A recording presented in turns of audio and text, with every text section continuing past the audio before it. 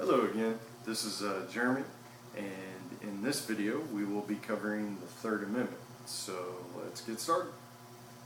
No soldier shall in time of peace be quartered in any house without the consent of the owner, nor in time of war, but in a manner to be prescribed by law. Okay, within this amendment we have two parts. A citizen cannot be forced to house a soldier without the permission of the citizen and or an elected body.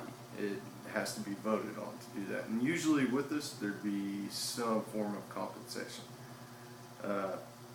There is one exception, of course, and that's the second part, is that if it's an extreme circumstance. And as I said previously, there would be some form of compensation for it. This amendment happens to be one of the least mentioned of all the amendments.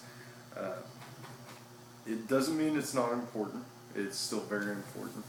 Now, we haven't really seen any examples of it needing to be used in modern times, but that's not to say it couldn't happen where we needed it. Back when this amendment was wrote, it was pretty common practice that the colonists were being forced to house soldiers at their own expense. And of course it was a double-edged sword. The soldiers were also put there to spy on the colonists.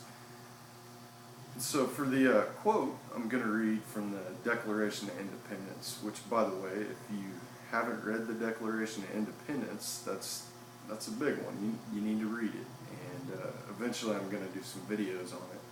But for now, let me just say this. This part comes from a grievance that was in the Declaration of Independence, and it pertains to the Third Amendment. He has combined with others to subject us to jurisdictions foreign to our Constitution and unacknowledged by our laws, giving his assent to their acts of pretended legislation for quartering large bodies of armed troops among us. What they meant by this was the king was forcing the colonists to house soldiers within their personal residences. Now, we don't really have this problem anymore because we have so many forts across the country, so there's not a lot of need to house a soldier in someone's house forcibly. Well, that's going to be it for the Third Amendment. It was kind of short. The next few will also be kind of short. Thanks for tuning in.